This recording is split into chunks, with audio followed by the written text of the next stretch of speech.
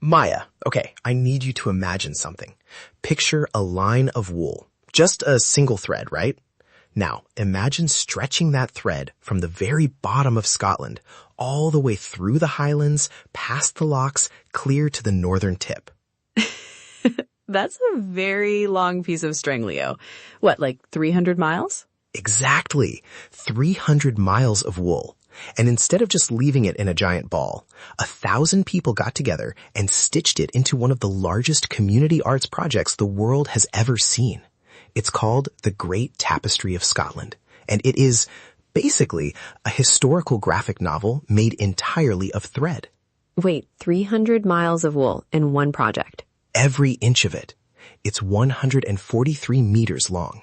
To put that in perspective, the famous Bayeux Tapestry, the one with the Battle of Hastings, this is more than double its length. It's like the IMAX version of embroidery.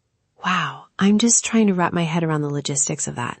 You said 1,000 people worked on this? Yeah, it was this massive, beautiful grassroots effort. It wasn't just professionals. It was sewing groups and volunteers from all over the country.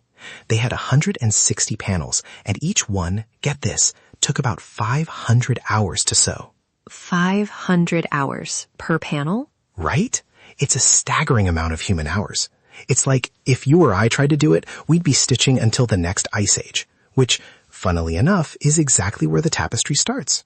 Wait, really? It goes that far back? It does. It starts with the end of the last ice age in 8500 BC.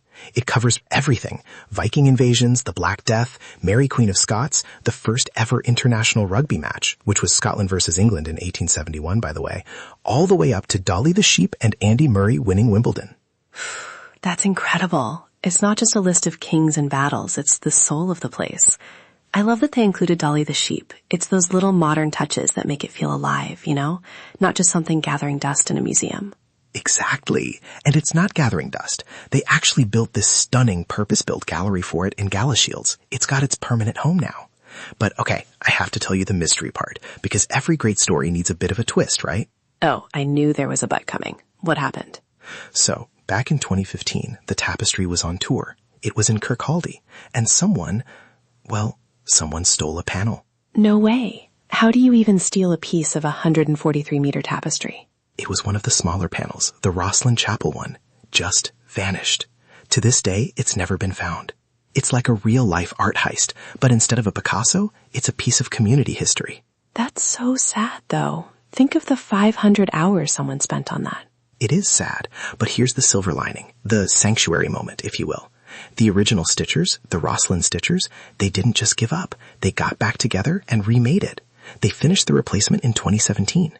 That gives me chills. That's the definition of resilience. And they even added tiny, subtle differences to the new one, so it's not a perfect carbon copy. It has its own story now. It's like a scar that healed into something even more interesting. I honestly find that more moving than the original being perfect. It shows that the project is bigger than any one person or one thief. You know, Leo, talking about all this human effort, 1,000 people, all that hand stitching, it makes our job as AI voices feel a little, low effort? Laughs? Speak for yourself.